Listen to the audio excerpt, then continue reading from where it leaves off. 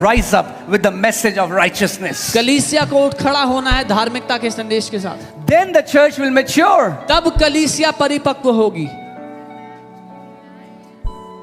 But as long as your sin, repent, your sin, repent. They've already repented. They are no longer sinners. They are the sons of God.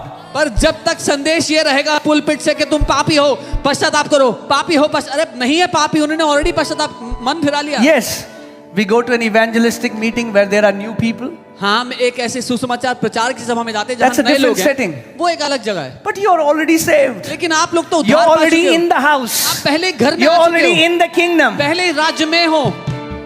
Now you need the message how to walk and rule and reign in this kingdom. अब जो संदेश आपको चाहिए वो ये है कि इस राज्य में कैसे चलना है, कैसे प्रभुता करनी है. I have a good news for you. मेरे पास अच्छी खबर आपके लिए. Okay? Write it down if you want to write it down. लिख लो अगर लिखना है तो. God has dealt with the sin problem in His Son. परमेश्वर ने पाप की दिक्कत को सही कर दिया अपने पुत्र में. Let me say that again. God has dealt with the sin problem in His Son. परमेश्वर ने पाप की जो समस्या थी उसको ठीक कर दिया है अपने पुत्र में. Sin is no longer the issue.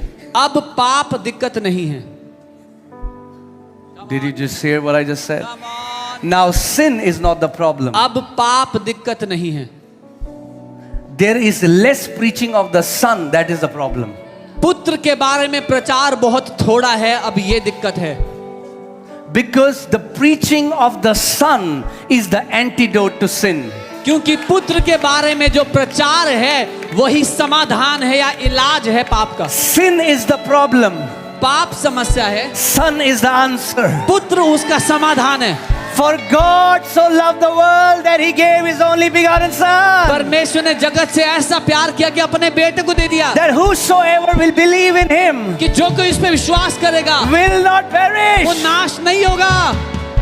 Not those who perfectly obey, वो नहीं जो आज्ञाकारी है सिद्धता से, not those who are perfect by their works. वो नहीं जो अपने कामों से सिद्ध है, Those who believe in the Son will not perish. लेकिन वो जिन्होंने पुत्र पे विश्वास किया वो नाश नहीं होंगे. Hallelujah.